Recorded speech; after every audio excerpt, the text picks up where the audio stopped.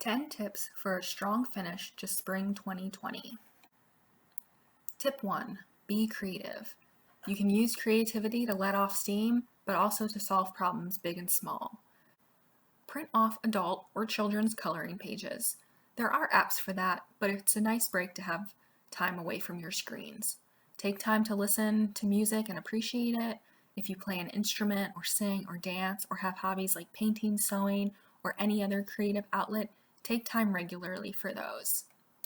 Some examples of what you might come up with for creative solutions to issues. If you don't have space of your own, do you have an old science fair project laying around? You know, those trifold boards? You can make your own cubicle. Do you need a whiteboard? Would that be helpful to you in class or doing homework? Find a page protector. Those plastic sheets you put paper in, but just put a plain piece of paper in it and there's your whiteboard. Plus, it's portable. Mirrors also work, as do windows. Or the front of a binder that has a spot to slide a title page in. All good substitutes for a whiteboard. Do you have spotty internet? Of course you need to communicate that with your professors, but when you do have internet, download anything you might need, copy and paste stuff from Canvas into a Word document, and work on that while internet isn't as good. Then, when you can submit things, it's all ready and you're using your time really efficiently.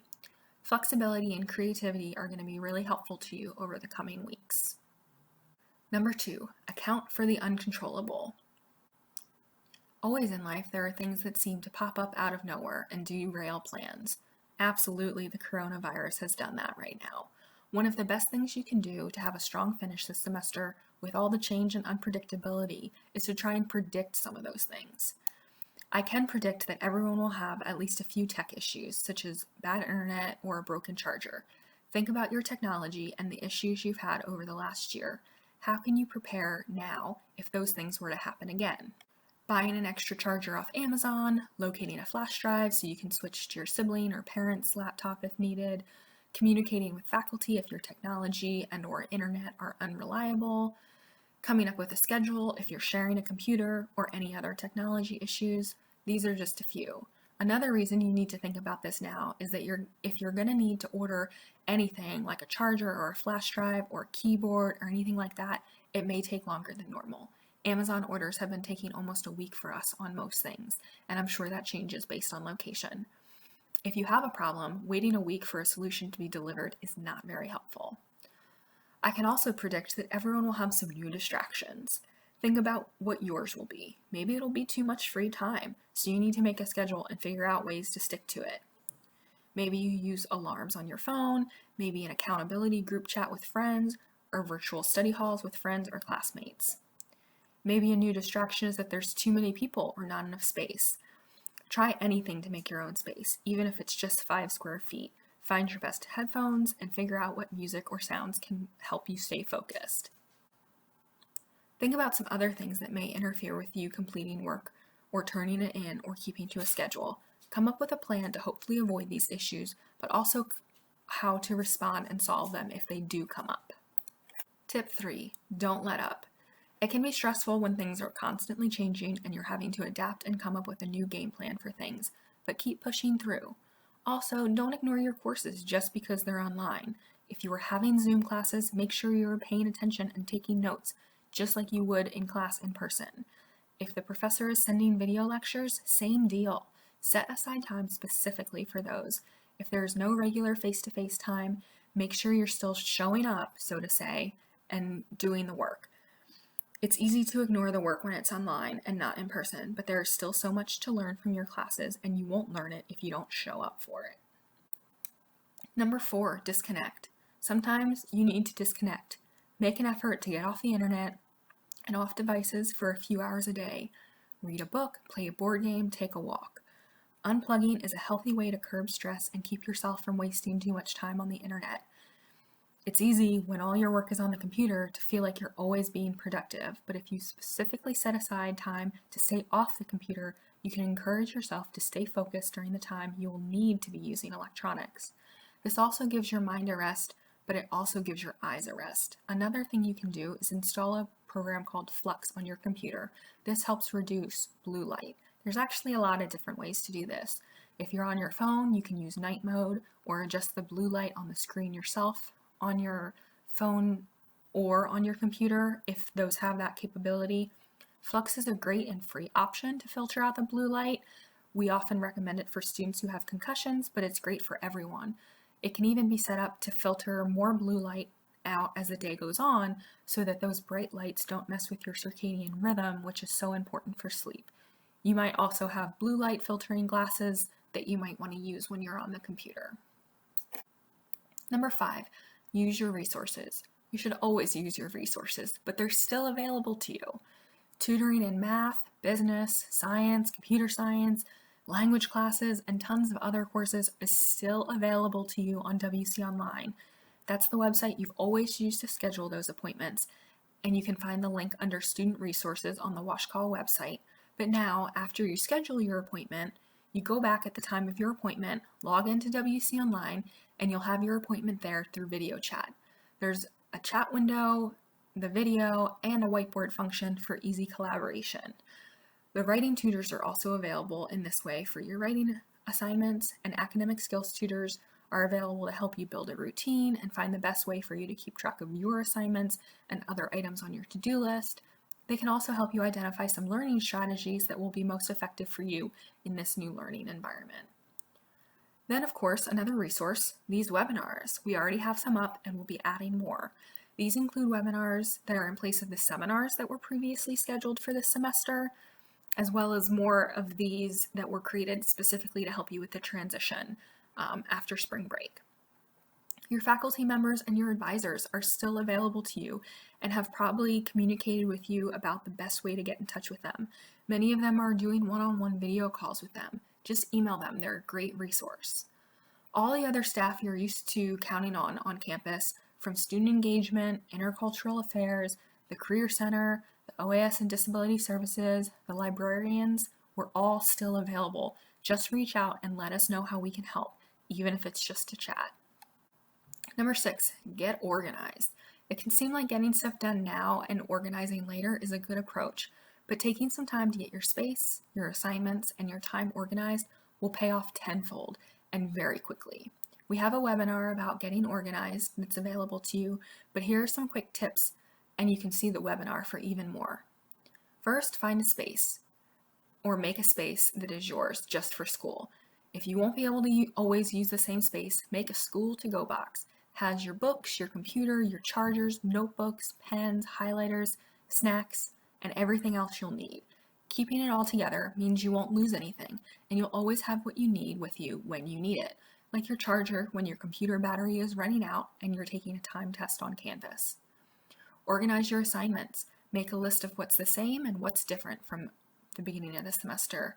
Share it with friends and classmates to make sure you're all on the same page, and if necessary, verify with the faculty if you're not 100% certain. Having it all down on paper frees up all kinds of mental space that you can use to overcome distractions, manage stress, and ensures that you won't forget or miss anything. Follow a schedule. It might be easiest to treat your class times on campus as your class times now, but make sure you are thinking about distractions and what else is going on in your home during those times. Whatever it is, find a schedule that works for you and set aside the time you need.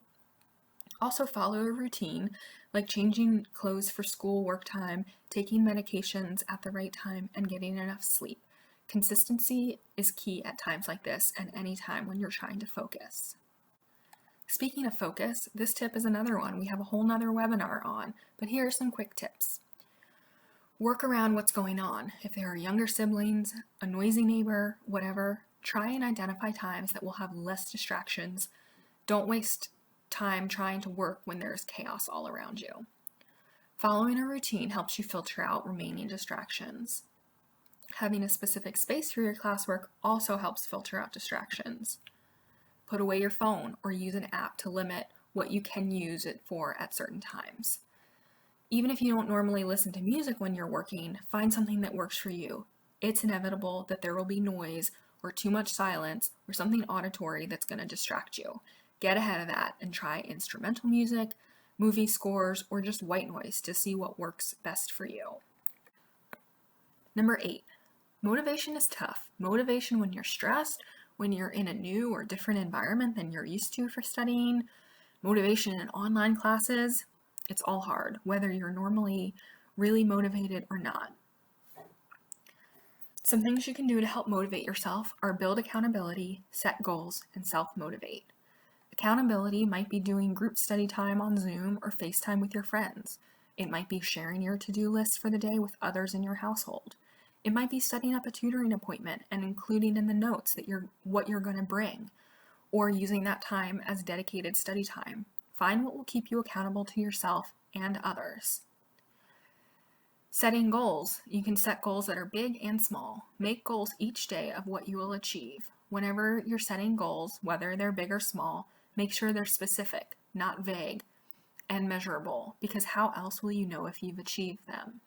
Also make them timed, like you will achieve it by completing it by the end of the day or the end of the week, or is it an end of the semester goal? You could even include a reward for achieving a specific goal or a certain number of goals within a day. Self-motivation is tough to develop quickly, but take a little bit of time to think about what normally gets you motivated. Is it working towards a goal in a class or on an assignment? Keep that larger goal in mind when you're completing the smaller steps that help you reach that goal. Does competition motivate you? Compete with siblings or friends to see who can complete a to-do list first or get the higher grade on assignment. Motivation from within is a much more powerful force than external motivation. So if you can find the internal motivation, it'll be a lot easier to get things done. Number 9, use your strengths. What are you good at? Identify some of those things about yourself and then apply them to what's going on right now. Are you really good at scheduling? Use that. Build a schedule that rocks and stick to it. Are you really good at keeping track of lots of details and change? Use that and share it with your friends and classmates. Are you really good at remembering and understanding things you read? This is your time to really take advantage of that. You can even turn on captions on videos your professor does so that you can read what they're saying. It can be easy to say that this is hard or this class isn't in a format that is my style, but it's more productive to identify what you're good at and see how to apply that to your situation. Kinesthetic learners are good at learning things that they do. So find a way to do something with the material you're learning.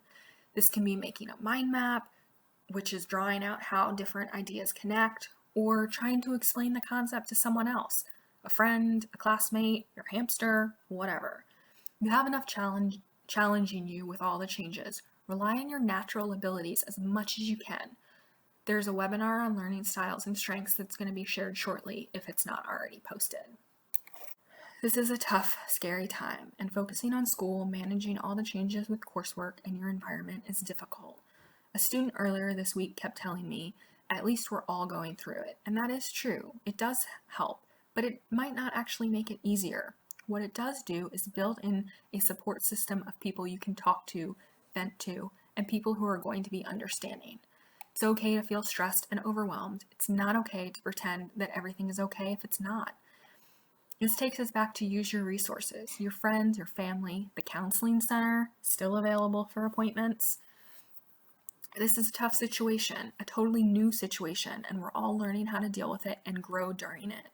Acknowledging the difficulty can help remove that mental barrier that you need to get rid of in order to move forward and grow.